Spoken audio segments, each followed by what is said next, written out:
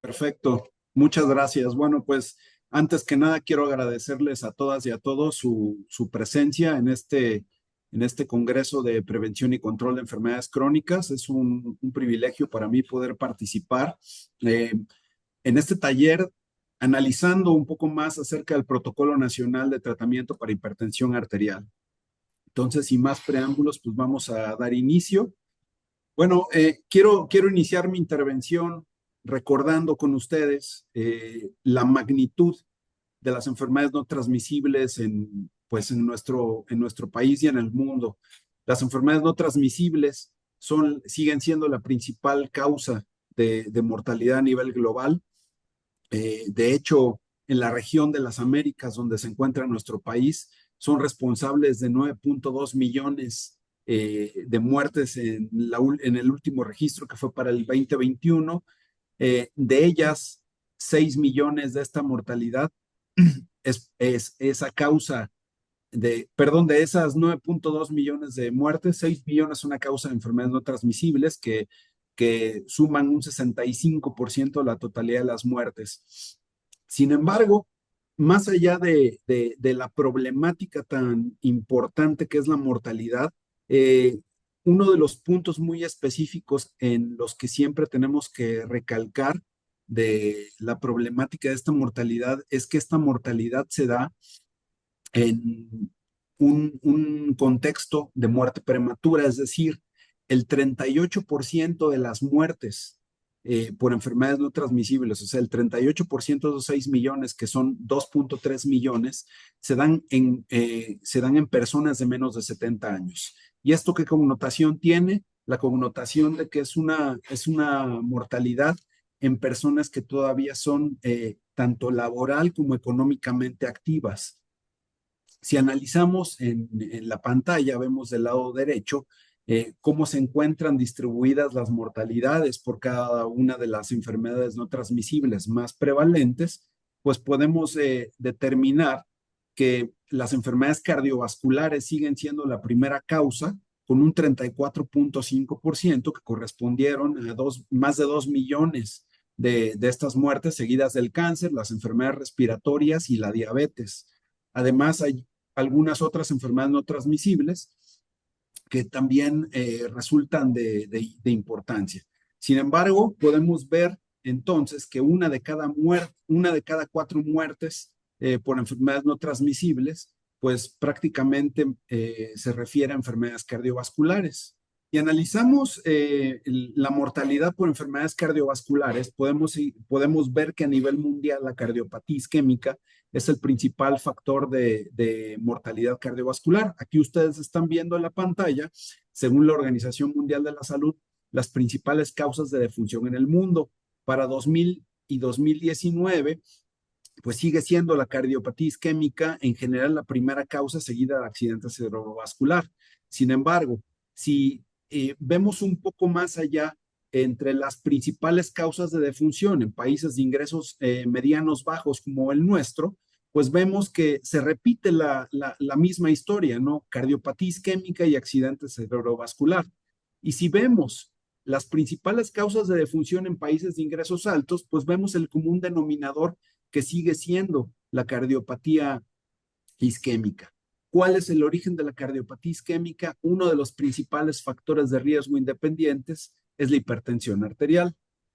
Eh, Antes de continuar, quiero recordar algo que es algo muy básico. Sin embargo, muchas veces a lo largo de nuestra vida profesional olvidamos algo tan simple como la definición de hipertensión arterial, que es la presión arterial, es la presión o fuerza que ejerce la sangre contra la pared de la arteria, del vaso sanguíneo.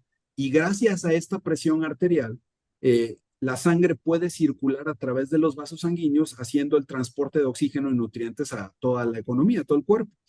Entonces, la presión arterial que se encuentra persistentemente elevada es la que genera este daño a las arterias en forma similar, como ustedes lo pudieran ver, traspolándolo a la presión que ejerce el agua en una tubería, que llega un momento en que se daña. Y pareciera una nimiedad el recordar esta definición, sin embargo la recuerdo porque hemos tendido a lo largo del tiempo a asociarlo a un falso cognado que es tensión arterial. Y la realidad es que el nombre correcto es presión arterial. ¿Por qué? Porque tensión arterial se refiere a la presión que ejercen los vasos sobre la sangre que circula. Entonces, si lo vemos, son cuestiones físicas muy distintas. En este caso, lo que nosotros medimos es qué tanta presión ejerce la sangre contra las paredes de las arterias. Eh, Definitivamente sabemos que la hipertensión arterial es sin duda el factor de riesgo que unitariamente produce más mortalidad a nivel global, incluso en comparación con algunos otros factores como pueden ser el consumo del tabaco y los valores elevados del colesterol, así como también de manera poblacional. Es también un factor de riesgo directo para el desarrollo de nuevos casos de eventos vasculares cerebrales y de enfermedad arterial coronaria, siendo, como lo pueden ver ustedes del lado derecho, que a mayores cifras de presión arterial se va a traducir en situaciones exponenciales de mayor prevalencia de enfermedades de este tipo. Como ustedes lo pueden ver, aquí está el riesgo a 5 años y en el eje inferior vemos los distintos escenarios de presión arterial sistólica y vemos cómo yendo incrementándose la presión sistólica, pues podemos ver con mayor reproductibilidad a 5 años, dependiendo de las cifras de presión arterial, la reproducción de estos eventos, tanto de accidentes cerebrovascular como de infarto al miocardio. Y no estamos ajenos, vivimos en un país donde 7 de cada 10 mexicanos viven con sobrepeso o obesidad. Ustedes están viendo las cifras, 38% para sobrepeso, 36% para obesidad, donde 3 de cada 10 mexicanos viven con hipertensión arterial y 2 de cada 10 mexicanos con diabetes tipo 2 diagnosticada.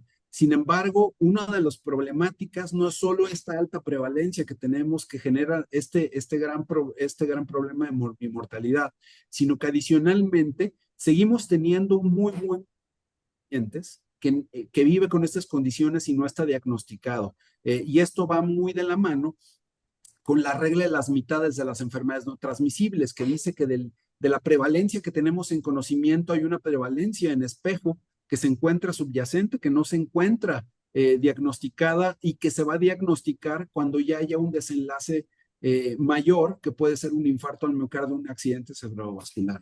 De la misma manera, vivimos en un país donde 1/3 de la población tiene una problemática con colesterol elevado. Y aquí solo habla del colesterol. Sin embargo, bien sabemos que gran parte de las alteraciones que tenemos a nivel de lípidos en nuestro país se atribuyen a 3 situaciones. Primero, el HDL bajo, el LDL de alto, extremadamente alto, y adicionalmente se agrega el tema de los triglicéridos, que hasta hace no mucho no tenía tanta relevancia o se creía que no tenía tanta relevancia clínica, eh, atribuyéndole solo su alta, sus cifras altas a que pudiera tener un desenlace, una pancreatitis. Sin embargo, hoy por hoy sabemos que la hipertrigliceridemia también condiciona infartos de 2 a 3 vasos intervenidos.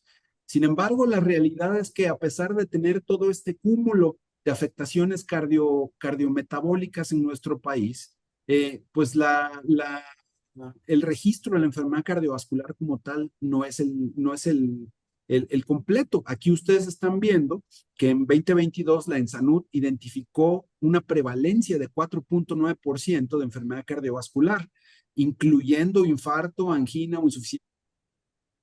Sin embargo, realmente esta prevalencia identificada, volvemos al punto de que seguramente tiende a un subregistro, ya que ha habido algunos esfuerzos en nuestro país para identificar la prevalencia real. Uno de ellos es el estudio Capture, que fue un estudio multinacional, no intervencionista y transversal, que fue realizado en 13 países de los 5 continentes con la finalidad precisamente de estimar la prevalencia de enfermedades cardiovasculares que ya estaban establecidas en adultos con diabetes tipo 2. México participó con alrededor del 8.3%, alrededor de 820 pacientes que acudían principalmente a centros privados para atención la mediana de edad 63 años, y la prevalencia ponderada fue identificada y en un momento más adelante lo vamos a ver. Sin embargo, el resultado primario que tuvo este estudio fue la identificación de que en nuestro país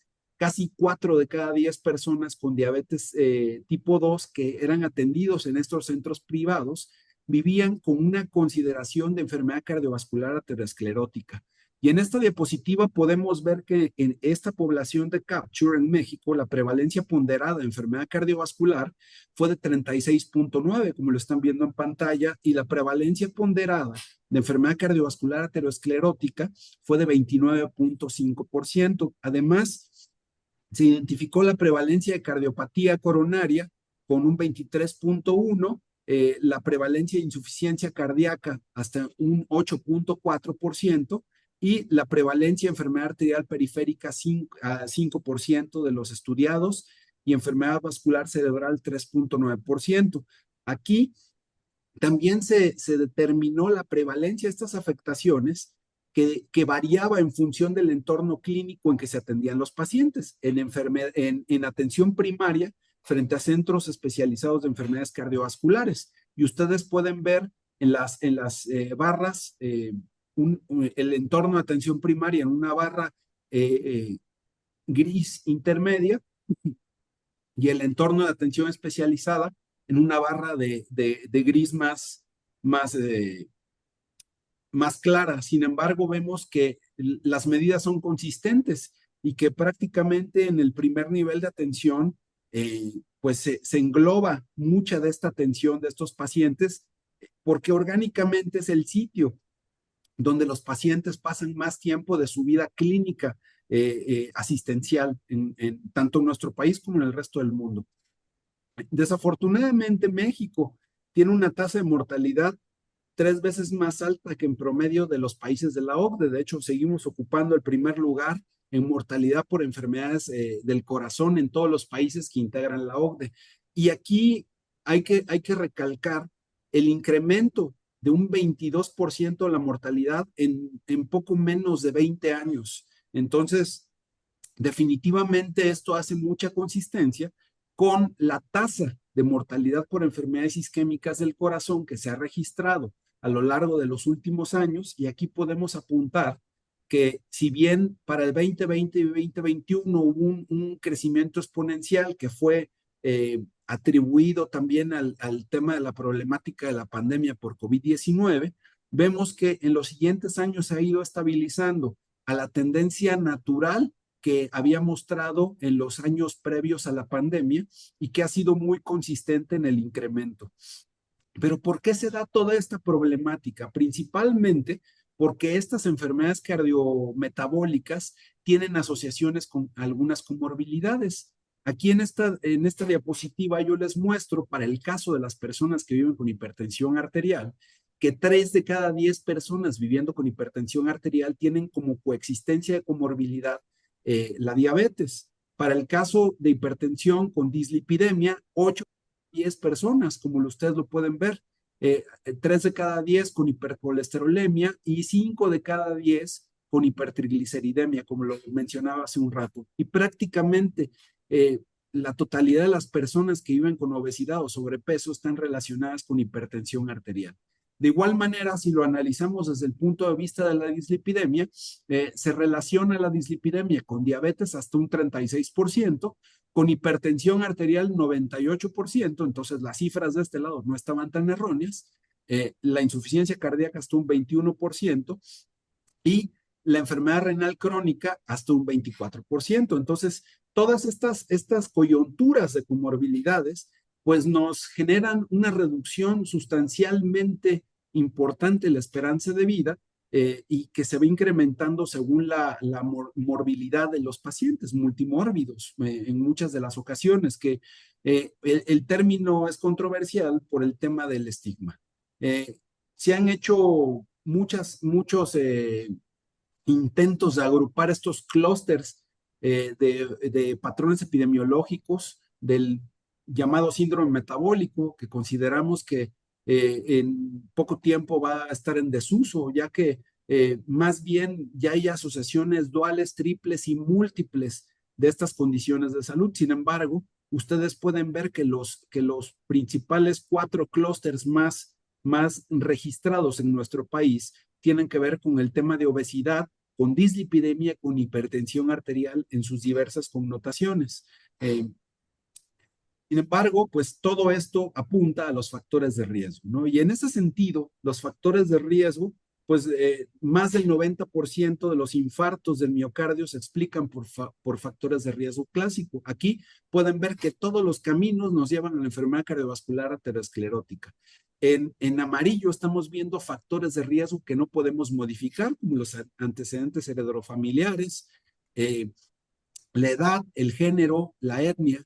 En azul estamos viendo factores de riesgo independientes que a su vez también son condiciones de salud que pueden ser prevenibles. Sin embargo, también en la parte de abajo estamos viendo en verde factores de riesgo independientes que son modificables, sin embargo, que también son atribuibles al comportamiento. Entonces, los mecanismos de aterosclerosis van a jugar un papel muy importante en la conjunción de estos factores adicional a los ambientales que van a generar una combinación, tienden a agruparse con un efecto aditivo y multiplicativo de todos los efectos deleterios. Y esto, pues, es la explicación de la alta mortalidad que tenemos. Aquí ustedes están viendo que para 2023 se registraron 189,000 muertes a causa de enfermedades del corazón, de las cuales el 75% correspondieron a enfermedades isquémicas del corazón, seguidas de enfermedad hipertensiva, casi un 15% de esta mortalidad. Si bien entendemos que fueron un poco menos de las 200,000 que se pudieran haber registrado en otros años, pues es una cantidad muy importante de muertes que pueden ser evitadas. Para darnos una idea de la magnitud de la mortalidad, imagínense que todos los días un avión de una aerolínea comercial que viaje a Europa lleno de pacientes cayera y murieran todos los ocupantes. Entonces, un avión diario por un año, por 365 días, es una catástrofe como lo estamos viviendo con esto. Pero independientemente del tema de la mortalidad, eh, que en general lo mencionaba al principio de mi intervención, es la mortalidad prematura. Aquí ustedes están viendo el ranking de 2007 a 2017 que ha seguido una tendencia natural en cuanto a las 10 principales causas de años perdidos por muerte prematura. Y fíjense que las cardiopatías isquémicas siguen siendo la segunda causa de principales años de vida perdidos por muerte prematura, que solo son antecedidos por la violencia interpersonal. Y si vamos a revisar las causas del mayor número de muertes y discapacidad combinada, pues vemos que tanto las cardiopatías isquémicas como la diabetes en nuestro país, pues siguen siendo las primeras dos causas de esta combinación de muertes y discapacidad combinada. Y recordemos que el tema de la discapacidad no es menor, porque son discapacidades que definimos como discapacidad cruzada, ya que no solo se discapacita en la persona que vive, sino que a su vez discapacita a un familiar que tiene que abandonar estudios o trabajo o ambos para cuidarlo. Y la afectación llega a un punto más importante cuando la persona enferma era la cabeza de familia, que era la que económicamente daba el sustento a esa familia. Entonces, genera un tema socioeconómico muy importante que genera cargas no solo para el sistema, sino genera una carga muy importante de gasto para la familia de la persona que vive con estas condiciones. Entonces, el problema ya vimos que en nuestro país, pues son la principal causa de muerte las enfermedades cardiovasculares, más de 200,000 muertes anuales, y la mitad de esas muertes prácticamente están atribuibles a la presión arterial elevada, con una prevalencia de 3 de cada 10, como ya lo habíamos mencionado. Sin embargo, el control de la hipertensión arterial llega a lo mucho un poquito arriba de la mitad de los pacientes tratados. Y aquí podemos ver la cascada de la presión arterial, ¿no? De los 18,6 millones de adultos viviendo con hipertensión en nuestro país, Están diagnosticados prácticamente 10.8 millones, la mitad, un poquito más de la mitad. Y el resto viven con esta condición sin diagnóstico. Y aquí también identificamos un problema de acceso, ya que de estos 10.8 millones de diagnosticados, solo la mitad prácticamente se encuentran tratados y 1.5 millones no se encuentran tratados. Y adicionalmente de estos tratados, pues solo la mitad prácticamente de estos pacientes, que no llegan ni a la mitad, de un 28%, van a estar controlados y el resto de los pacientes no se encuentran con control. La hipertensión desde hace mucho tiempo se ha considerado como el asesino silencioso. Y aquí quiero señalar la importancia de la hipertensión como principal factor de riesgo prevenible. Eh, Está asociada con casi 11 millones de muertes al año, como ya lo vieron. Y aquí el tema supone que el 20% de todas las muertes la hipertensión arterial habla del 20% de estas muertes en el mundo. Por sí sola ya vimos que constituye un riesgo muy elevado de esta mortalidad y de toda la carga de enfermedad. Entonces, el incremento de 20 milímetros de mercurio de la presión arterial sistólica por encima de un umbral de 115 milímetros de mercurio va a aumentar significativamente los principales tipos de enfermedades cardiovasculares, principalmente, como ustedes lo están viendo, el accidente cerebrovascular hemorrágico hasta un 44%, el isquémico hasta un 35%, el infarto casi un 30%, la insuficiencia cardíaca un 27% y el riesgo cardiovascular total hasta un 26%.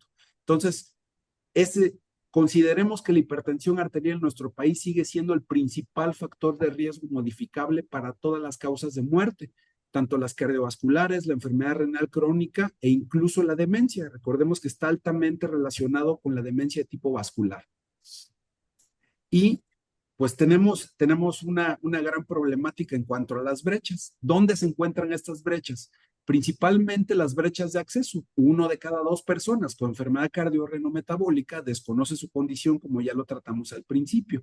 Es un tema de acceso y de diagnóstico. Y la otra brecha es en la brecha en la calidad de la atención. Menos del 30%, como ustedes los vieron, están en objetivos de tratamiento, que aquí involucra el tratamiento, el seguimiento y el control. Entonces, ¿cómo librar estas brechas? Pues tenemos que seguir apuntando a esta detección proactiva y oportuna y adicionalmente a un tratamiento de calidad, que sea una calidad técnica en la parte clínica, pero también que tenga una calidad humana, que pueda reflejar esta urgencia que tenemos como profesionales para atender a estos pacientes y que nuestras intervenciones, aunque sean breves, sean intervenciones que generen impacto. ¿Por qué? Porque uno de los grandes problemas de no alcanzar estos objetivos es la falta de adherencia de nuestros pacientes. No es una sola razón. Para que alcancemos la adherencia de nuestros pacientes son más de 200 factores que son responsables de la adherencia. Y a su vez esta falta de adherencia es la responsable de este aumento tan exponencial de la morbimortalidad, las complicaciones, los ingresos hospitalarios, los costos sanitarios y este tema de burnout tanto del usuario como de los profesionales de la salud. Sin embargo, uno de los puntos más importantes de querer cambiar estas brechas es por prevenir estas complicaciones, porque son complicaciones que nos reducen la calidad de vida. La hipertensión tiene como consecuencia a largo plazo diferentes daños a órgano blanco. El órgano cardíaco con hipertrofia ventricular, fibrilación auricular, dilatación de las cavidades cardíacas a nivel cerebral, con lesiones de la sustancia blanca, microinfartos, microhemorragias, atrofia cerebral, alteraciones cognitivas. A nivel vascular periférico, pues, el tema de la atero y arterioesclerosis, con calcificación y rigidez vascular. A nivel renal, con hipertensión y esclerosis glomerular, albuminuria, reducción del filtrado glomerular estimado. A nivel oftálmico, que ya lo vieron al principio con la doctora, aunque se enfocó un poco más a diabetes. Sin embargo, también el tema de retinopatía hipertensiva es muy importante. Y en el tema de la microcirculación, tanto la disfunción endotelial, el incremento de la vasorreactividad, el remodelado vascular, la fibrosis, la inflamación, incremento de las resistencias periféricas. Entonces, todas estas personas que viven con esta condición de no recibir el tratamiento adecuado y seguir el curso del síndrome de cardiorrenometabólico que se establece en ellos, pues va a conducir a estos desenlaces cardiovasculares, tanto infarto del miocardio, insuficiencia cardíaca, accidente cerebrovascular, que puede ser tanto isquémico como hemorrágico, y en el tema renal, pues la enfermedad renal crónica, que todo esto nos va a derivar en la muerte. Entonces, aquí recobra importancia la prevención cardiovascular, que es el conjunto de estas acciones coordinadas dirigidas a la población o una persona con el fin de eliminar o minimizar el impacto de estas enfermedades cardiovasculares y las discapacidades que están asociadas. Las directrices actuales apuntan y aportan recomendaciones sobre los preceptos que tenemos que cuidar en este tema de prevención cardiovascular. Para evitar esta progresión de la enfermedad cardiovascular, tenemos que buscar generar esta adopción y mantenimiento de estilo de vida saludable como intervención no farmacológica, buscar esta prevención de la aparición de los factores de riesgo cardiovasculares como prevención primaria y como prevención secundaria y terciaria también la detección temprana de estas condiciones y una vez que las detectemos y las diagnostiquemos, iniciar el tratamiento para el control óptimo no solo de esta condición detectada, sino de todos los factores de riesgo cardiovascular, de tal manera que podamos resolver todas las necesidades cardiorrenometabólicas del paciente. Esto nos puede reducir los episodios cardiovasculares y la muerte prematura en estas personas que ya encontramos con enfermedad cardiovascular establecida y que a su vez tienen un alto o de alto hacia extremadamente alto riesgo cardiovascular por la presencia de uno o más factores de riesgo. En ese sentido, entonces, recobra mucha importancia el tamizaje de la hipertensión arterial, que si ustedes revisan el PRONAM, pues nos habla que esta detección oportuna de hipertensión arterial va a ser fundamental para modificar este pronóstico de la enfermedad, porque como ya lo habíamos mencionado y ustedes lo conocen perfectamente, en muchas de las primeras fases suele ser totalmente asintomática. Por eso es que el mismo PRONAM recomienda, con base en la evidencia, hacer una medición de la presión arterial al menos cada 3 años en menores de 40 años sin presencia de factores de riesgo, o al menos una vez al año en mayores de 40 años, independientemente de los factores de riesgo. Aquí estamos viendo una de las fotografías de algunos elementos importantes para cuidar cuando hacemos el tamizaje de la hipertensión arterial. El hecho que sea un dispositivo correcto, validado, preferentemente de brazo y digital, que no esté conversando, que el paciente esté preparado, sentado, con los pies apoyados en el piso, con la espalda recargada, que no esté cruzando las piernas y que el brazo no esté haciendo isométricos en el aire, sino que tiene que estar a la altura del corazón, sin embargo, recargado. Eso es muy importante. También el PRONAM establece las premisas de diagnóstico correcto de hipertensión arterial, mencionando la clasificación y los puntos de corte. La hipertensión entonces se define como esta presión arterial sistólica confirmada en consultorio por arriba de 140 milímetros de mercurio y o una presión arterial diastólica igual o mayor a 90 milímetros de mercurio.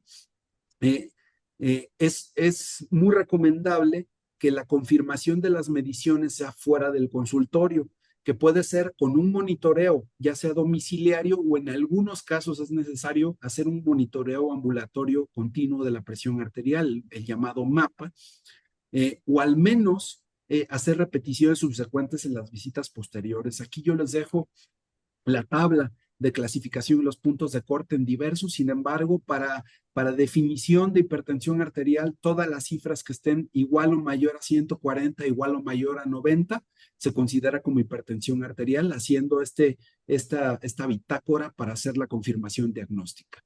Y en ese sentido, siempre una de las preguntas cuando vamos a iniciar, cuando ya hacemos la confirmación diagnóstica y vamos a iniciar el tratamiento de la hipertensión arterial, es qué medicamentos debo utilizar. Y esto ha sido por mucho tiempo. Ya desde prácticamente la década pasada se hizo en 2016 la publicación del Consenso de Hipertensión Arterial Sistémica en nuestro país, en donde se destacó de manera importante que solo el 10% estimado de la población con hipertensión en México realmente estaba en control óptimo. Y eso atribuible principalmente, entre otras razones, a la elección eh, que pudiera estar desfasada del tratamiento antihipertensivo. ¿Qué medicamentos debo considerar? Los inhibidores de la enzima convertidora en angiotensina 2, los IECA, los antagonistas de los receptores de la angiotensina 2, los ARA2, los calcioantagonistas de hidropiridinas y los diuréticos tiacídicos y análogos tiacídicos. Cualquiera de estas familias terapéuticas se puede utilizar para el tratamiento inicial. Lo que sí es que hay algunas consideraciones para elegir el tratamiento inicial, principalmente basándonos en mecanismos multifactoriales y vías fisiopatológicas que originan esta hipertensión arterial, el sistema renina-angiotensina-aldosterona y el sistema nervioso autónomo que regula esta reactividad vascular, la regulación renal del volumen circulante y de los electrolitos y la función endotelial. Entonces, si nosotros elegimos tratamientos que bloquean distintos mecanismos, vamos a tener un mejor impacto que si solo elegimos el bloqueo de uno solo de estos mecanismos que originan o que son ruta fisiopatológica para la generación de la hipertensión arterial. De igual manera, tenemos que considerar los efectos secundarios de los fármacos. Desde que tengo práctica médica hace varios años ya, uno de los temas principales de los efectos secundarios antihipertensivos son la tos y el angioedema, que están asociados tanto a los IECA como a los calcioantagonistas. Entonces, muchas veces cuando elegimos el tratamiento, tenemos que elegir tratamientos que permitan mitigar esta generación de efectos secundarios. Entonces, por ejemplo, la inhibición del sistema renina-angiotensina va a mitigar muchos de los efectos secundarios de los diuréticos, tanto la activación del sistema nervioso simpático, que va a generar esta liberación de adrenalina, de noradrenalina, generando este incremento de la frecuencia cardíaca y la frecuencia respiratoria, y esta alza de la frecuencia cardíaca y respiratoria va a generar liberación de glucosa, eh, hipocalemia, hiperglucemia, hiperuricemia. Entonces es muy importante tener en consideración eso, este uso desde un inicio de dos familias terapéuticas que tengan estos efectos sinérgicos y que a su vez sean complementarios para evitar estos eventos adversos. Sin embargo, la realidad es que muchos de los escenarios clínicos seguimos prescribiendo la monoterapia. Desde hace mucho tiempo, la mayoría de las guías internacionales recomiendan el inicio de dos medicamentos en algún momento del manejo de la hipertensión y son muy enfáticos en decir que casi todas las personas que viven con hipertensión arterial requieren de dos o más medicamentos desde el inicio. Sin embargo, en muchos de los casos se sigue prescribiendo monoterapia. En muchos países, la prescripción de la monoterapia está asociada, bueno, en todos, en realidad, a diversas causas. Una de las causas es por temor a bajar de forma súbita y extrema la presión arterial. Aquí les voy a presentar un estudio que se publicó en el Journal of Hypertension en el 2014, donde se evaluaron los efectos del tratamiento para disminución de la presión arterial y se hizo una revisión de metaanálisis y análisis de metaregresiones de estudios aleatorizados, en donde se les preguntó a médicos de práctica general, a médicos familiares, a médicos incluso internistas, por qué se seguía utilizando en muchos de los casos la monoterapia. Y justo confirmaron este tema del temor a bajar de manera súbita y extrema la presión arterial. Esa es la justificación, sobre todo en médicos de primer contacto. Sin embargo, cada vez hay más evidencia que esto no ocurre así, que se alcanzan cifras de control con mayor consistencia y sin efectos colaterales como lo platicamos hace un rato. Ahora, también entra en juego un tema que no es menos importante, la disponibilidad de estos medicamentos. Muchas veces seguimos haciendo medicina basada en la existencia, porque justamente los medicamentos con los que contamos es con los que utilizamos, no porque no queramos incrementar la intensidad del tratamiento, sin embargo, no se tienen disponibles a lo mejor las combinaciones a dosis fija, sin embargo, si los tenemos por separado, es muy válido iniciar estas combinaciones. De hecho, existen diversas revisiones sistemáticas y metaanálisis de megaensayos con antihipertensivos publicados entre 1966 y 2015.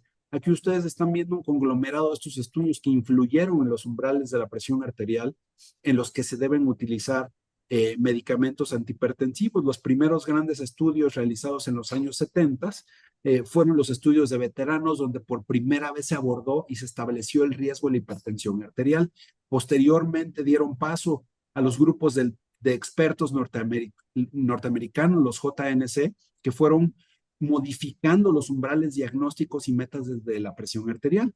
A finales del siglo pasado, en los 90, después de recoger un conglomerado de evidencia importante con los estudios que aquí estamos mostrando, pues se fueron ajustando estos umbrales más hacia la baja, hasta la aparición del estudio SPRINT en 2015, que marcó de manera importante, junto con otros estudios, el nuevo umbral de la presión arterial que para el inicio del tratamiento farmacológico.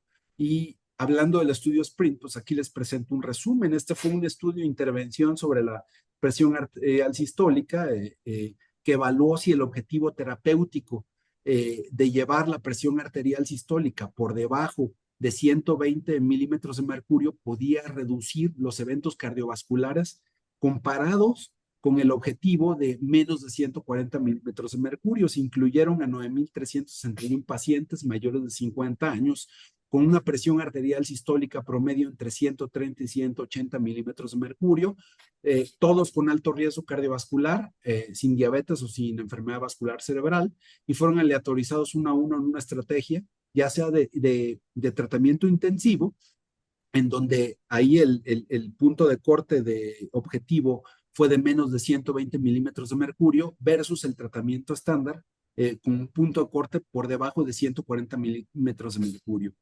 Y pues los resultados finales el estudio fue una mediana de 3,2 años de seguimiento, la tasa del resultado primario y la mortalidad, como lo pueden ver del lado izquierdo, por todas las causas durante el ensayo fueron significativamente más bajas en el grupo de tratamiento intensivo que en el grupo de tratamiento estándar.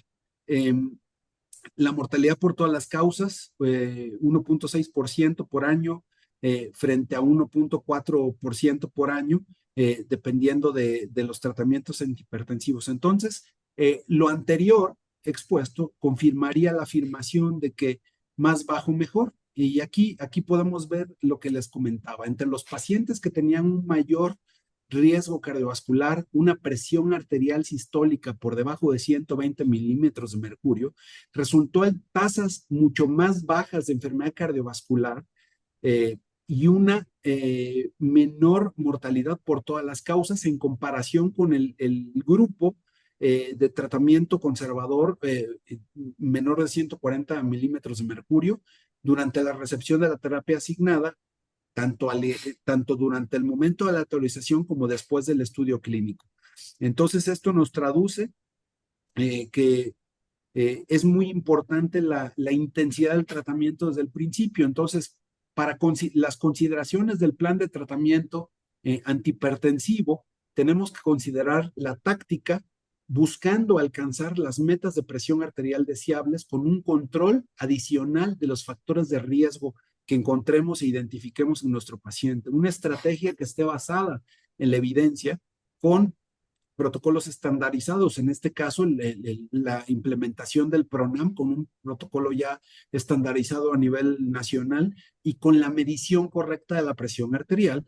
Y la misión es aumentar el tiempo de calidad de vida en nuestros pacientes, que no, obviamente que no haya desenlaces mortales y que la supervivencia sea con calidad de vida. Ya vimos esta estrecha relación entre la enfermedad cardiovascular y los factores de riesgo, el riesgo cardiovascular, de tal manera que más del 90% de los infartos de miocardio se explican por esta sucesión de factores de riesgo clásicos y esta agrupación, el efecto deleterio que tienen.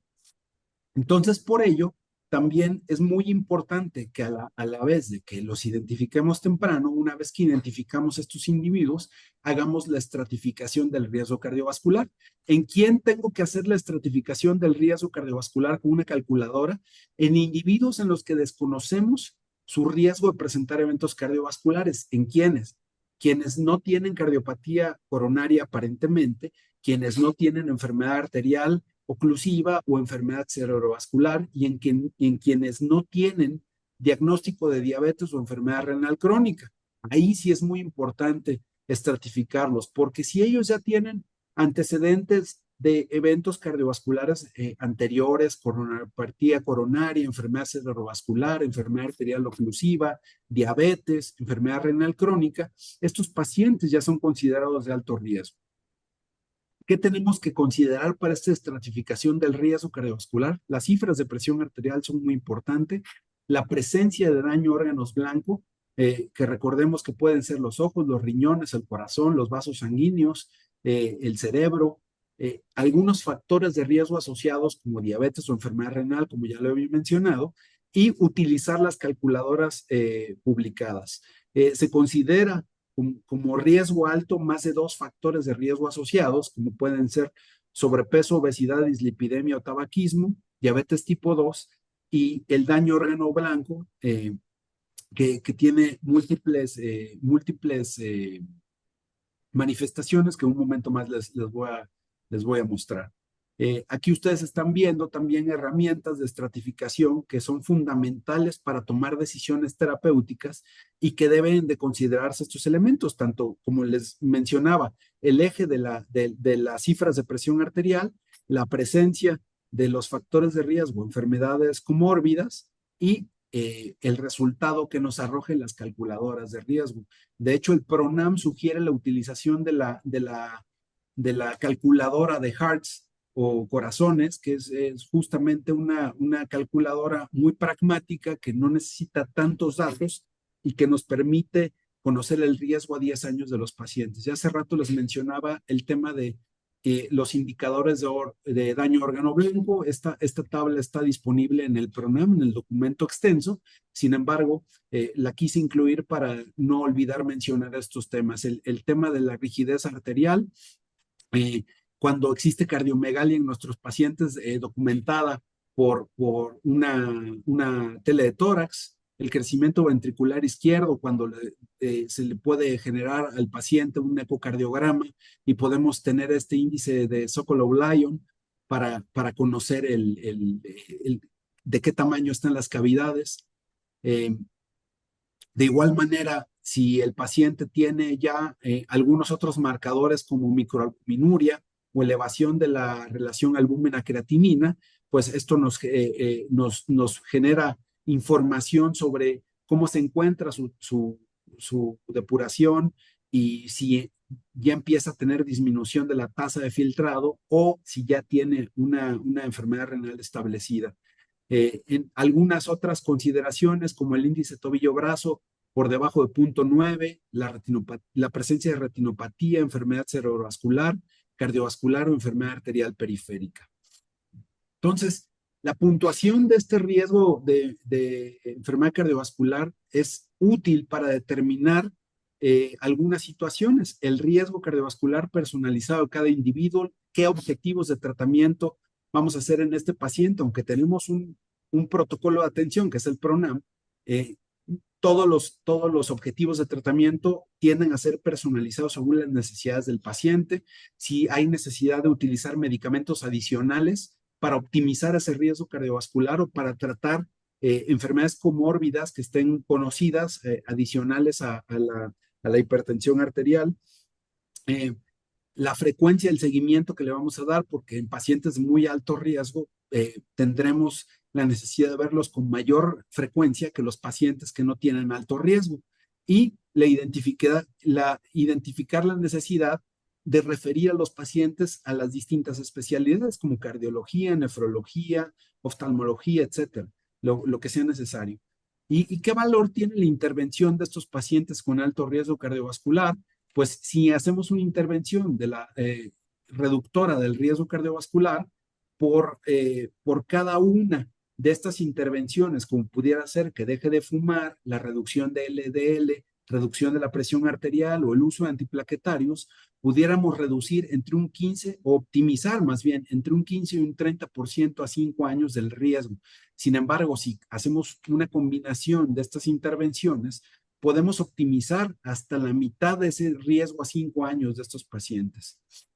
Entonces, en ese sentido, el protocolo, el PRONAM, hace alusión a esta cadena de eventos muy bien identificada para hacer el abordaje de estos pacientes. Y aquí ustedes la están viendo en pantalla, es una intervención farmacológica que va a estar mucho mejor enfocada y centrada en la terapia dual desde el inicio, con los recursos disponibles y en pasos muy claros. Aquí lo pueden ver, medir la presión arterial en adultos de 20 años y más, hacer una estratificación del riesgo cardiovascular, como ya lo mencionamos hace un rato, si no se conoce con enfermedad cardiovascular previa, a través del uso de la calculadora de Hertz. Aquí en el PRONAM incluso viene el QR para poder acceder a la calculadora. Si el paciente tiene una medición de presión arterial igual o mayor a 140/90 en algunos de sus componentes, pues es forzosamente que debamos iniciar con la terapia dual de estos pacientes. ¿Cuál terapia? Puede ser con un IECA o ARA2 con un calcio antagonista o un diurético en la dosis baja, y en caso de que tenga riesgo cardiovascular alto, dependiendo de sus necesidades, se valorará si se agrega estatina o incluso para prevención secundaria la utilización de ácido acetil salicílico. En caso de que no se logren las metas de la presión arterial, se incrementará la dosis máxima tolerada de la terapia dual que se haya elegido y se da un tiempo pertinente de acción de esta terapéutica. Sin embargo, si no se logra la meta de presión arterial, en muchos de los casos el paciente va a requerir una estrategia de 3 fármacos o más para el control de la presión arterial. Lo ideal aquí es la sugerencia o la indicación del PRONAM es hacer una referencia al siguiente nivel de atención. ¿Cuándo es necesario utilizar esta triple terapia? Si la terapia dual no es suficiente para alcanzar las metas, si necesitamos obtener efectos cardiometabólicos adicionales, prevenir insuficiencia cardíaca, reducir aún más la posibilidad de mortalidad cardiovascular, incluso para cuando se necesite mejorar la adherencia. Y si ustedes se dan cuenta, aquí desde el principio, desde el primer punto, la terapia es dual. Entonces, esto viene a cambiarnos el paradigma antiguo de la monoterapia, que era la monoterapia era la regla y la terapia combinada la excepción. Aquí se invierten los papeles y se considera a la terapia combinada como la regla y la monoterapia es la excepción. Particularmente se debe considerar cuando hay fragilidad moderada o grave de los pacientes que tengan antecedente de hipotensión ortostática o que sean pacientes frágiles con mayores de 85 años. De ahí en fuera, el grueso de los pacientes va a requerir terapia dual desde el inicio. Y la pregunta orgánica que se desprende de las combinadas, ya hace rato mencionábamos acerca de los efectos adversos. Principalmente la terapia combinada nos va a permitir 2 cosas: incrementar la eficacia y disminuir la aparición de los efectos adversos. La eficacia se incrementa a través de este abordaje de diferentes mecanismos de acción, ejerciendo acciones sinérgicas que nos permiten mejorar la velocidad de respuesta a menos tiempo para el control de la presión arterial. Y a su vez, esta inhibición de la contrarregulación, como ya lo habíamos mencionado antes, nos permite también utilizar dosis más bajas de los fármacos y va a disminuir la posibilidad de aparición de eventos adversos, de tal manera que, según la evidencia, 2/3 de nuestra población va a lograr el control adecuado de la presión arterial utilizando solo 2 fármacos. ¿Sí? Y bueno, esto de combinar 2 fármacos de diferentes clases tiene mucho tiempo que se ha estudiado. Aquí les presento las cifras de un metaanálisis con más de 11,000 pacientes que conformó la revisión de 42 estudios aleatorizados en donde se revisaron la proporción de utilizar los tratamientos en monoterapia y en terapias combinadas. Y se pudo evidenciar con este metaanálisis dos cuestiones muy importantes. Primero, que combinar fármacos de diferentes clases terapéuticas para el tratamiento de la hipertensión es aproximadamente 5 veces más efectivo que duplicar la dosis de uno solo. O sea, sigue reforzando el tema de que ya la monoterapia no debe de ser utilizada y que utilizar dosis más bajas de 2 fármacos diferentes va a disminuir la posibilidad de tener efectos adversos que si se presentan que estos se presentan con más frecuencia con monoterapia en altas dosis.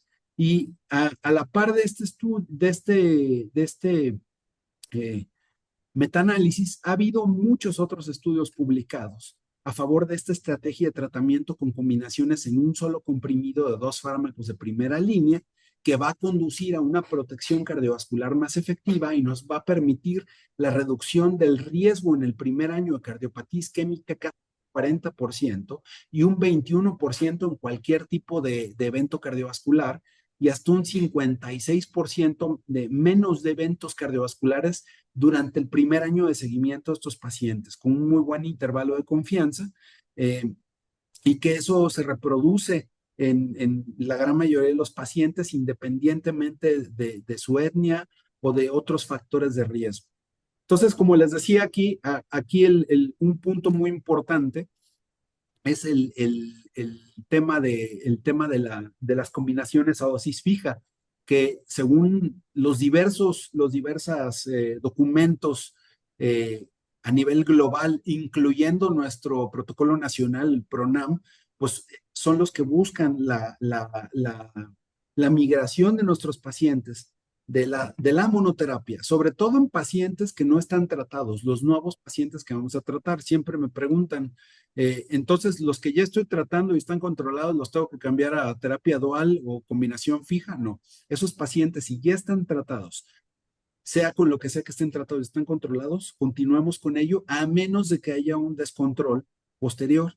Pero los nuevos pacientes o el gran bagaje de nuestros pacientes que no están tratados, sí tenemos que migrarlos a una terapia dual desde el inicio de la migración y tratar de que sea con combinaciones a dosis fija. Las características de esas combinaciones a dosis fija han estado múltiples estudios y publicaciones las han descrito, que tienen ciertas características muy específicas. Son muy eficaces en la reducción de la presión arterial con este sinergismo de acciones.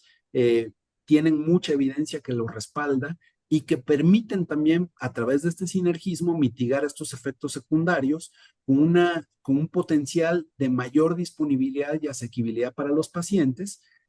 Tienen un perfil de seguridad y eficacia plenamente comprobado en distintos entornos demográficos y son formulaciones de dosis diaria, es decir, que solo lo van a tener que tomar una vez al día. Entonces, en ese contexto es muy importante considerarlo por una razón. Recordemos que son pacientes que tienen presencia de múltiples condiciones. Entonces, son pacientes que en el 96% van a vivir con polifarmacia.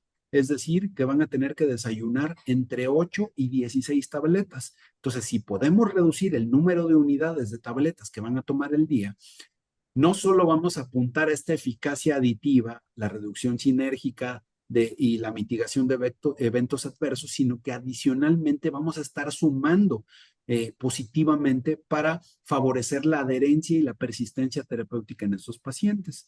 Entonces, cuáles familias terapéuticas uso y cómo las combino. Principalmente, pues ya vimos que eh, las dos principales familias terapéuticas más utilizables son los IECA y los ARA2. Aquí en pantalla les estoy mostrando los resultados de un estudio de eficacia antihipertensiva mediada por la monitorización ambulatoria de la presión arterial.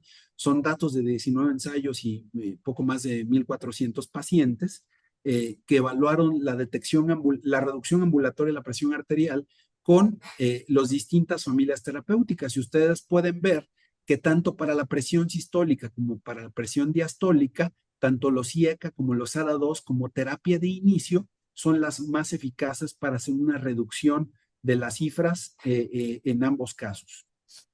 Y adicionalmente aquí ustedes les estoy presentando un estudio que conglomera la comparación de distintos estudios entre IECAS y ARA2 en el riesgo de infarto del miocardio, enfermedad vascular cerebral y muerte.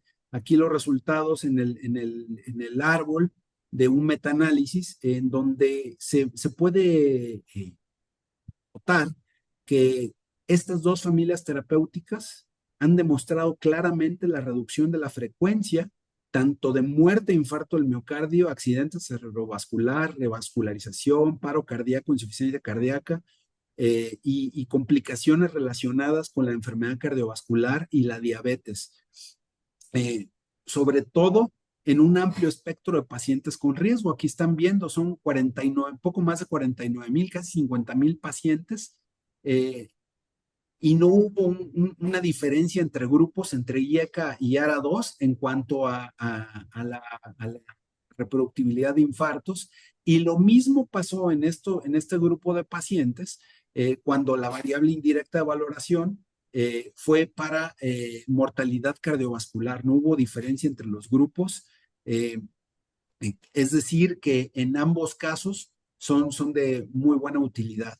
En muchos de los casos, el fármaco más disponible son los IECAS, que tienen efectos más allá de la presión arterial, sobre todo en la prevención de este conglomerado que en los estudios se llama MACE, que son los eventos cardiovasculares mayores, y que reproducen todo esto en la mortalidad, hasta un 10% en la mortalidad cardiovascular en reducción y hasta un 8,3% en la mortalidad por cualquier causa.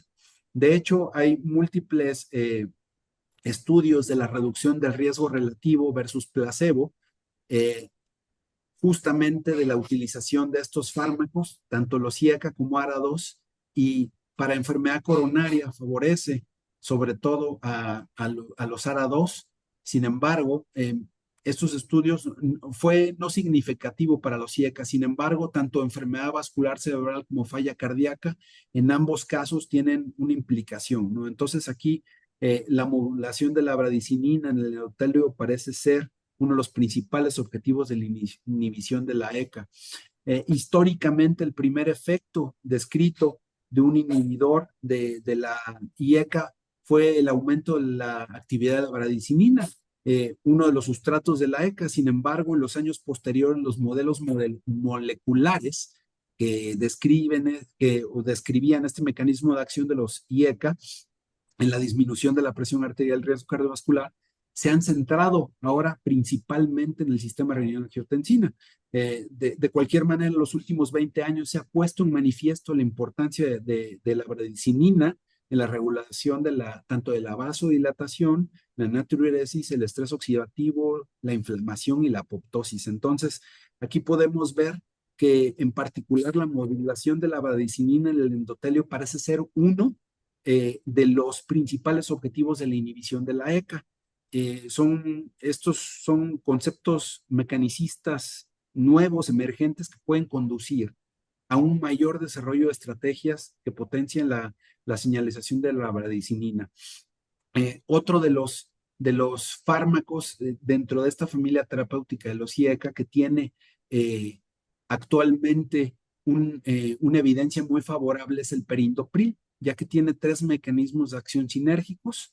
El efecto vascular directo con un aumento de la elasticidad arterial e incremento de vasodilatación, y el efecto diurético renal en el túbulo contorneado distal, una corrección de la sobrecarga de sodio en la pared arterial, favoreciendo esta excreción urinaria de sodio. Adicionalmente, también los ARA2 tienen mucha disponibilidad de evidencia en cuanto a la mejora de la presión arterial. Sin embargo, hay algunos que tienen mayor agonismo sobre los PPAR gamma, como es el telmisartán. Sin embargo, el irbesartán y el cardarsartán y el valsartán también tienen respuestas importantes en el agonismo sobre los PPAR gamma. Entonces, ¿qué efectos tienen? Antiinflamatorio, antioxidativo, y mejoran el tema de la aterosclerosis con un efecto antiproliferativo en la pared arterial.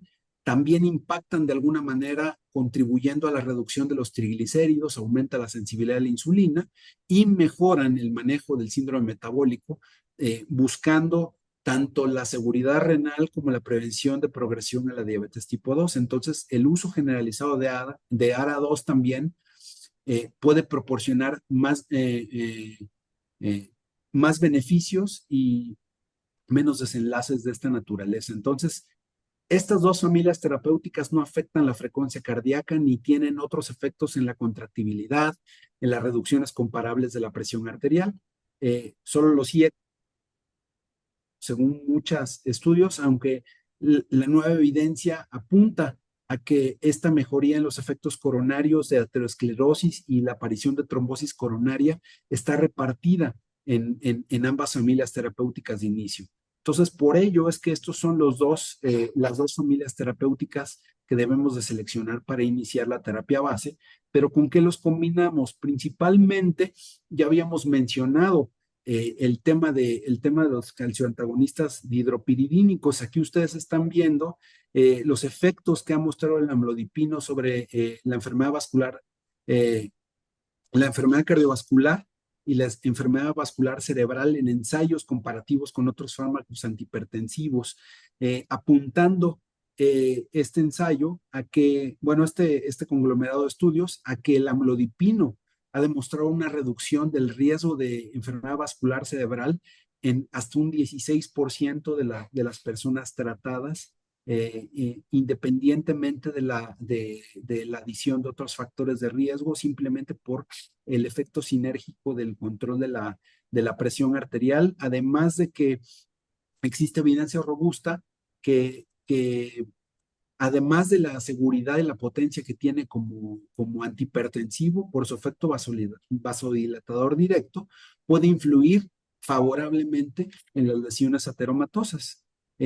Otra de las combinaciones posibles son los diuréticos, que en el caso de los diuréticos, pues tenemos los tiacídicos y los que se parecen a las tiacidas, entre ellos la hidroclorotiazida, la indapamida y la clortalidona, que se han considerado en la misma categoría, pero no hay pruebas de que sus actividades sean similares.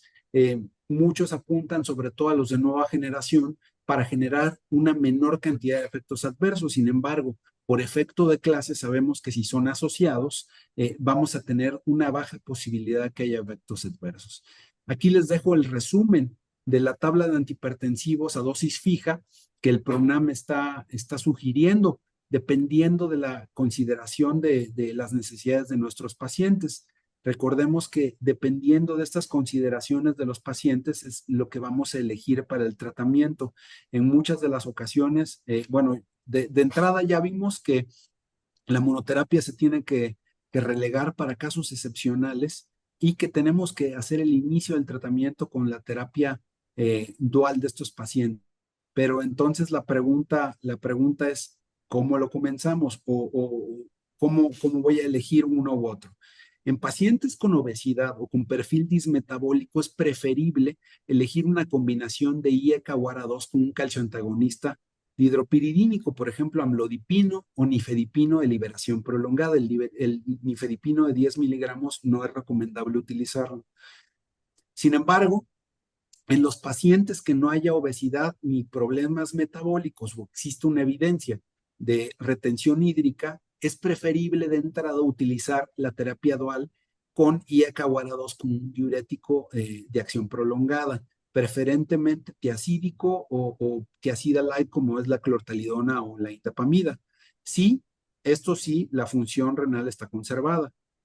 O un diurético de asa si la función renal está deteriorada, que está por debajo de 30 mililitros por minuto. Entonces es muy importante tener en consideración estas combinaciones. Ahora, es muy importante también buscar que estas combinaciones podamos darle seguimiento a los pacientes. Actualmente no todas estas combinaciones de manera en dosis fija se encuentran disponibles, sobre todo en salud pública. Sin embargo, se está trabajando para que la disponibilidad se incremente, sobre todo en los centros de atención primaria, que es donde, como les mencionaba desde un principio de mi charla, es a donde tenemos que incrementar los esfuerzos porque es a donde los pacientes se conglomeran más para la atención de estas condiciones. Entonces, hay algunas premisas fundamentales del manejo farmacológico, solo a manera de, de, de resumen o de recapitulación. Ya vimos que la presión arterial debe ser medida con la técnica y el equipo adecuado en toda persona adulta de forma regular, sin hipertensión y de manera más frecuente si tiene el diagnóstico. El primer paso para tratarlos, estratificar el riesgo de complicaciones cardiovasculares y con base en esa estratificación vamos a decidir la estrategia terapéutica más adecuada. El tratamiento no farmacológico es la piedra angular de intervención. Recuerden que el tratamiento no solo tomar un medicamento, sino la intervención de los factores de riesgo que llevaron al paciente a esta situación de salud y debe de iniciarse paralelamente tratamiento farmacológico. Cambiemos esa percepción tanto propia de nosotros como profesionales de la salud como de los pacientes a que el tratamiento o la intervención no farmacológica es opcional. Es tan importante como el resto del tratamiento farmacológico. Y en ese sentido, las combinaciones a dosis fija de una sola tableta de 2 o 3 medicamentos son la estrategia más útil para el logro de las metas en tratamiento. Vamos a pasar ya a la parte final de esta charla, que es la medición correcta de la presión arterial, que sin duda también pareciera que es un tema muy obvio. Sin embargo, realmente es muy importante que nosotros observemos el tema de la medición de una manera muy estricta, porque para empezar es la única forma que podemos hacer el diagnóstico de la hipertensión arterial y a su vez de monitorear cómo hemos avanzado o no hemos avanzado con el tratamiento. Y ya vimos que particularmente es importante en nuestras personas que viven con obesidad, que ya tuvieron una historia familiar o que han tenido eventos previos cardiovasculares mayores, como infarto, como embolia, como derrames previos, que viven con diabetes o con enfermedad renal crónica o tabaquismo. Por eso es muy importante hacer la medición. Eh, ya vimos que la presión arterial es el único factor aislado irreversible, número uno para muertes en nuestro planeta y sigue siendo la principal causa de muertes prevenibles. Entonces, por eso la medición es muy importante que tengamos lecturas exactas y precisas de la misma, porque aproximadamente el 50% de las lecturas de presión arterial se etiqueta de forma errónea, como o normales o como hipertensión cuando no lo son. Es muy importante entonces hacer la medición y para hacer la medición precisa nos remitimos de nuevo al PRONAM, donde uno de los primeros puntos del PRONAM en la infografía, ustedes lo pueden revisar, es la medición precisa, prefiriendo estos dispositivos automáticos y observando algunos de los detalles que en un momento más vamos a precisar, pero que ya había mencionado yo anteriormente. ¿Y por qué es muy importante el tema de la presión arterial y sobre todo de la medición? La medición es fundamental porque la presión arterial es una de las mediciones más importantes en toda la clínica médica que existe. Y aún así, y esto no lo digo yo, esto lo dice la evidencia. Aquí están viendo una publicación en Hypertension de la American Heart Association que fue en 2005. Y aquí habla de que a pesar de que es una de las mediciones más importantes en toda la medicina clínica, es una de las que con mayor imprecisión se realizan. Y para muestra un botón, siempre, eh, siempre pasa el 120-80. Y ustedes que trabajan con pacientes no me dejarán mentir. Es una de las mentiras clínicas más preponderantes en cualquier entorno de medicina clínica. Muchas veces por sobrecarga de trabajo, muchas veces por no hacer la técnica correcta, muchas veces por no utilizar el dispositivo correcto. Y aquí, por ejemplo, les voy a mostrar una de las cuestiones que habla de esto. Aquí vemos 6 escenarios distintos de la medición de la presión arterial. Y esta imagen, a ver si se las muestro a mis alumnos para que me identifiquen en cuál de los 6 escenarios se está haciendo una medición correcta de la presión arterial. Y los dejo un rato evaluando las imágenes. Eh, en muchas de las ocasiones me apuntan a que en la primera de la línea inferior pudiera ser, o sea, en esta que está más al extremo de la izquierda de la pantalla, pudiera ser que es la medición correcta. Sin embargo, aquí les puedo decir que en ninguno de estos escenarios la técnica de medición es la correcta. Y aquí les puedo mostrar por qué. Sin embargo, lo vamos a ir viendo a lo largo de esta última parte de la intervención para que ustedes guarden en su mente estas fotografías y ustedes van a ir viendo cómo se explica esto al final. Y vemos que nuestra meta de tratamiento, según lo que vemos en el PRONAM, es por debajo de 140 y por debajo de 90 en los pacientes que solo tienen la consideración o el diagnóstico de hipertensión. Sin embargo, en pacientes con riesgo cardiovascular alto o que viven con diabetes, enfermedad renal o que ya tuvieron un evento cardiovascular previo, la meta de tratamiento es por debajo de 130-80. Es muy importante eso. Entonces, retomando el tema de la importancia de la medición correcta, ya vimos que la hipertensión es una condición de salud muy común, pero que frecuentemente está subdiagnosticada. Por eso es muy importante hacer un registro correcto de la presión para encontrar a más pacientes y que podamos iniciar con el tratamiento lo más temprano posible, y eso nos ayuda a hacer los distintos niveles de prevención en los pacientes. Entonces, cuando vamos a hacer la medición es muy importante que preparemos al paciente antes de medir la presión. Entonces, antes de hacer la medición a una persona, es muy importante que nos aseguremos de varias cosas, que en los últimos 30 minutos no haya consumido productos derivados del tabaco o bebidas o alimentos de alto contenido de cafeína, como café, té, refrescos de cola, chocolate. También asegurarnos de que la persona no tenga necesidad de ir al baño. Si tienen muchas ganas de ir al baño o que se encuentra con algún dolor agudo o con molestia, ya sea frío, calor excesivo o ansiedad o estrés, todo esto son factores que pueden elevar transitoriamente la presión arterial y no nos permitan hacer una lectura correcta. Otro punto muy importante son los dispositivos con los cuales vamos a hacer la medición de la presión arterial. Orgánicamente, el dispositivo que fue el estándar de oro para hacer la evaluación de la presión arterial fue el esfigmomanómetro de columna mercurial, que ha sido muy preciso a lo largo de mucho tiempo. Sin embargo, a partir de 2017, por entrada en vigor del convenio de Miramata, pues esto generó la necesidad de que todos los dispositivos médicos, incluyendo estos esfigmomanómetros mercuriales como los termómetros, salieran del contacto con los pacientes, dejando estos dispositivos solo como referente de hacer la evaluación del resto de los dispositivos. Entonces, una vez que ya dejaron de utilizarse estos dispositivos mercuriales, pues orgánicamente los que los sustituyeron fueron los esfigmomanómetros aneroides, que han sido muy útiles estos dispositivos, tanto los portátiles como los de pedestal, y que todavía se encuentran muy disponibles en todas las áreas clínicas.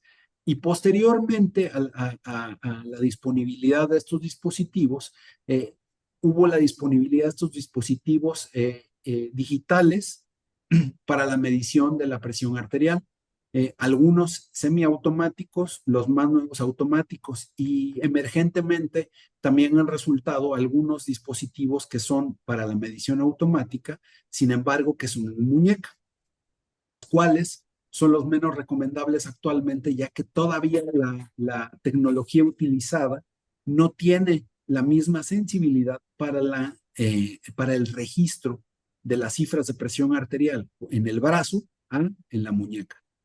Pero vamos a ver qué diferencias hay entre estos dispositivos.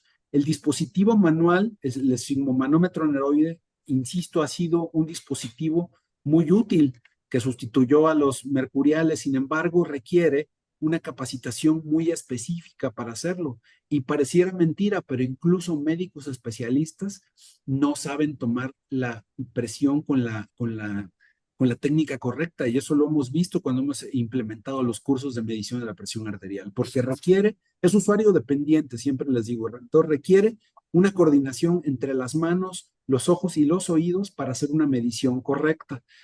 Las manos para controlar la tasa de deflexión del brazalete, los ojos para leer la esfera pequeña que no tiene números, y los oídos para escuchar los sonidos de Korofkov, es la sangre pasando por las arterias que nos dice la presión sistólica y la diastólica. Entonces, aquí uno de los puntos muy importantes del dispositivo manual es que 8 de cada 10 dispositivos no se encuentran calibrados. Y ustedes pueden hacer el ejercicio si tienen estos dispositivos, ver el reloj del dispositivo y van a ver que la aguja casi nunca apunta al cero, siempre está por arriba del cero, por debajo del cero. Entonces, eso genera también un sesgo en la lectura de la presión arterial.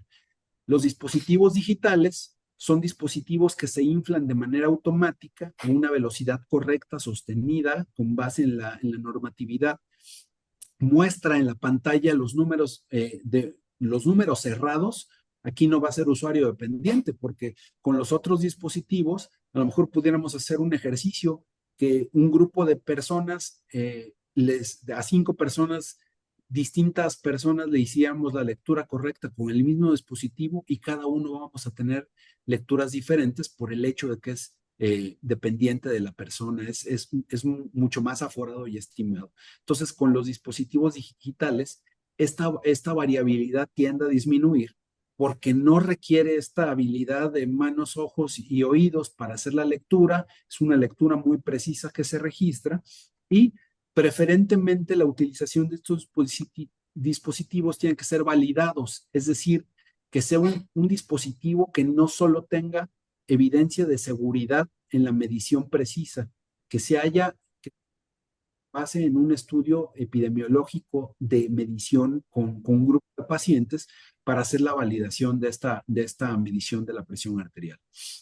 Entonces, una vez que tenemos en consideración esto, ¿cuáles son los pasos para medir correctamente la presión arterial? Como les decía hace un momento, la número uno es que ya que tenemos identificados los dispositivos y todo lo necesario, la posición correcta, que el paciente, la persona esté sentada con la espalda apoyada en el respaldo, con las piernas sin cruzar y con los pies apoyados en el piso, que esté en plano. Eh, la, lo que decíamos hace un momento, la selección del dispositivo y sobre todo el brazalete correcto. ¿Por qué hablamos esto del dispositivo correcto y del brazalete? Porque muchas veces tenemos cualquiera de los dispositivos necesarios, sin embargo, la persona que se le va a medir la presión arterial puede ser que tenga muy grueso el brazo, y el dispositivo universal, que así llamamos el brazalete universal, no le quede. Entonces puede ser que el paciente se encuentre con un brazalete que o no cierra, o que tienen que estarlo soportando con la mano o con alguna otra aditamento, ¿no? Incluso me ha tocado ver que les ponen hasta tela adhesiva alrededor del brazalete, o la de oro, que hace tiempo vi que era una ligadura, ¿no? En realidad, pues en esos casos no tiene ya ni sentido hacer la medición de la presión arterial. Entonces es muy importante que el brazalete quede como se encuentra en esta fotografía del lado derecho, que esté cómodo, que esté junto con las marcas que naturalmente trae el dispositivo para hacer una medición correcta. Aquí podemos ver si es el adecuado. Hay unas marcas en el rango del brazalete que nos puede indicar como guía, y si al colocarlo el brazalete alrededor del brazo de la persona, el borde externo queda por fuera de estas marcas, pues el brazalete no va a ser el tamaño apropiado para el paciente. Si queda un punto intermedio entre dos tamaños del brazalete, siempre se sugiere utilizar el más grande. Ahora, otra cosa importante es que sea el brazo sin nada que esté interpuesto entre el brazo y el brazalete. Es muy importante remover el exceso de ropa, subir las mangas en el tema de que quede holgado. Si se sube la manga y queda demasiado apretada, también la manga arriba es preferente, mejor sacar la manga del brazo, cubrir con una sábana, con una bata para que se pueda tener la manga afuera, ya que si está muy apretada, pues va a generar una medición imprecisa de la presión arterial. Una vez que tenemos observado esto, para colocar de manera correcta el brazalete hay que localizar el pulso del pliegue del brazo justo en la cara interna del bíceps, como lo pueden ver más hacia a la izquierda de la pantalla, y asegurar alinear la flecha del brazalete directamente encima, como lo vemos en la fotografía de en medio de esta ilustración. El brazalete, entonces, debe de envolver el brazo cómodamente y asegurarse con el velcro sin que haya necesidad de estarlo agarrando o pegarlo, con el borde inferior puesto 2 a 3 centímetros por arriba del pliegue del brazo. Y como referencia, para saber si está bien colocado y que no esté muy apretado, debe de haber suficiente espacio para introducir dos dedos, como lo estamos viendo aquí, en la ilustración de la derecha, dos dedos cómodamente dentro del borde inferior del brazalete. Otro punto muy importante que no debemos de dejar pasar es que se coloque el brazo de la persona a la que se le va a medir la presión en una superficie plana como una mesa. La persona tiene que estar relajada, no debe de estar cargando el brazo así en isométricos en el aire o sentir peso en su brazo.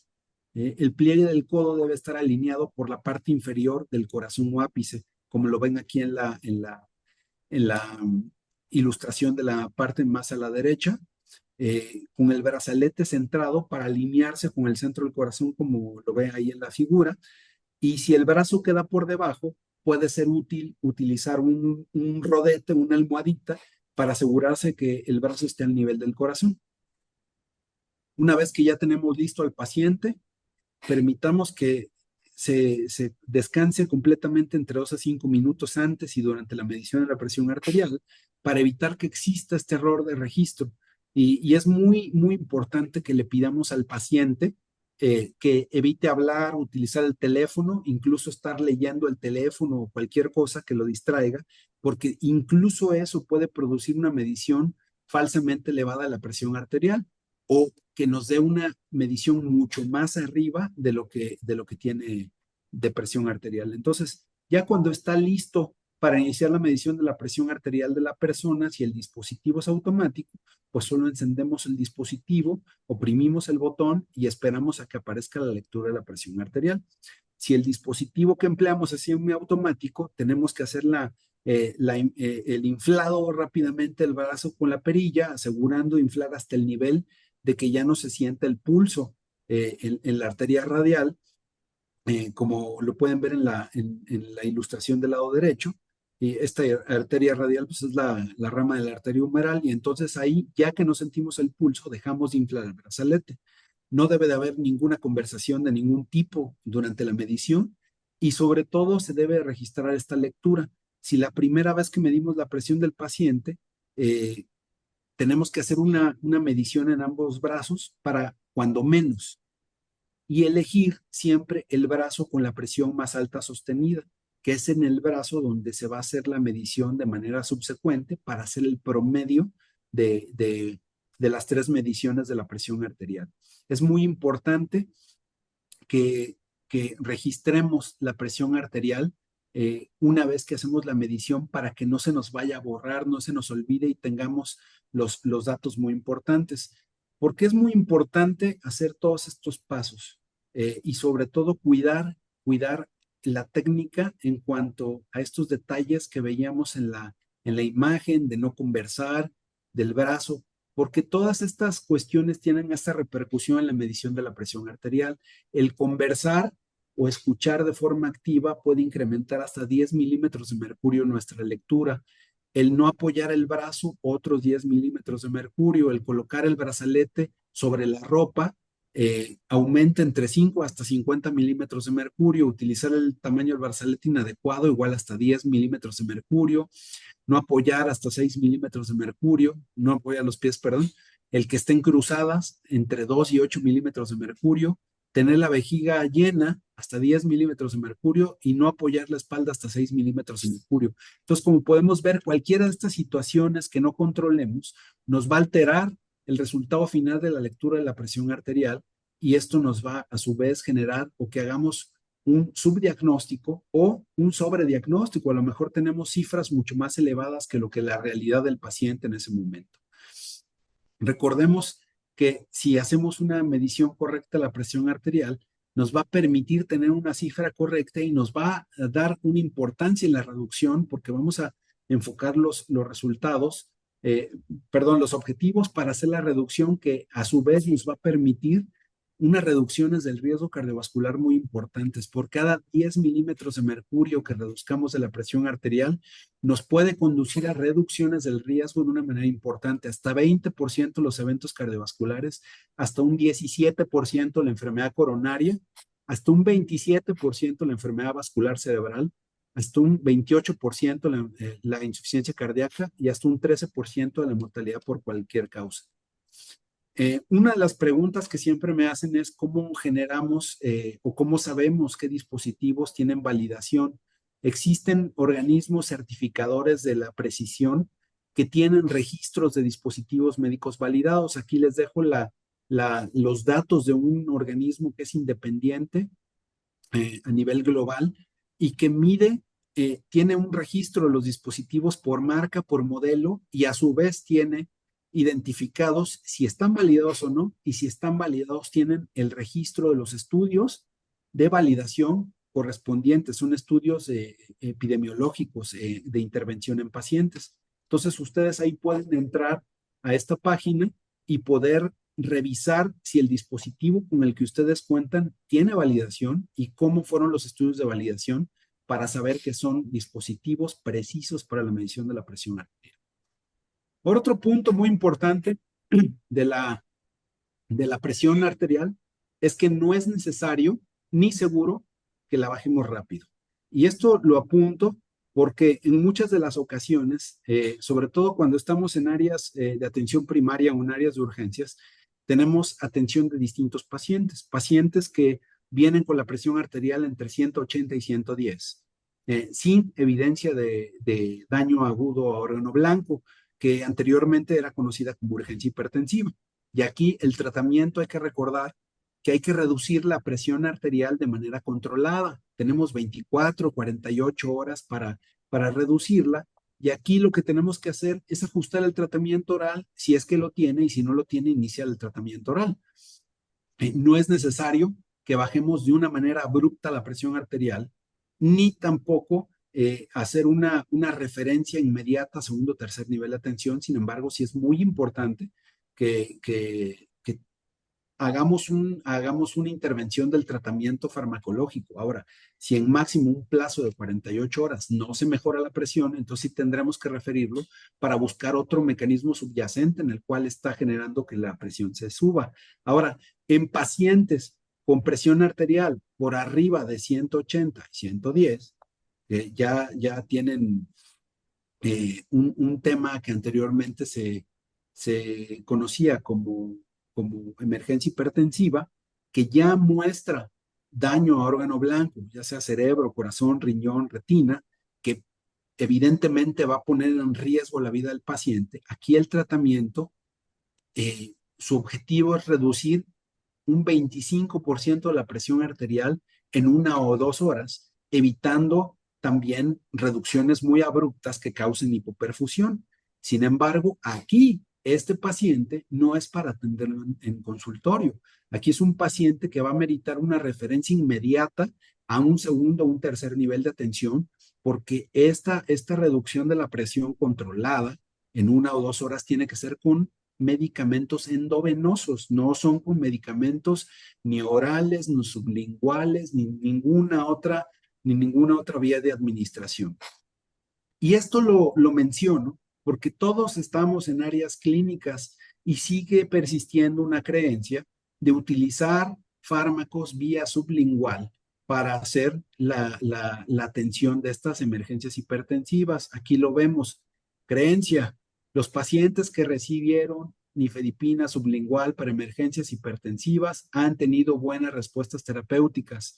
Aquí les presento la portada de un estudio que se publicó en Annals of Internal Medicine en 1987.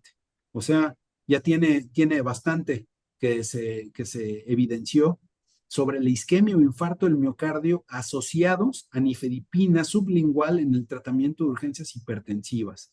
Y viene en el escenario de tres pacientes. El paciente A, una mujer de 55 años asintomática que llegó con una presión de 185-110 milímetros de mercurio antes de administrar el nifedipino sublingual. Posteriormente, del nifedipino sublingual, 85 de presión arterial sistólica. Entonces, fíjense, bajó 100 milímetros de mercurio de la sistólica en un poco tiempo. ¿Qué pasó? La paciente tuvo síntomas como palpitaciones. Ok, eso fue lo sintomático. Pero aquí podemos ver su electrocardiograma inicial y vemos su electrocardiograma después de la administración del nifedipino sublingual. ¿Qué estamos viendo? Un infradesnivel en el segmento ST.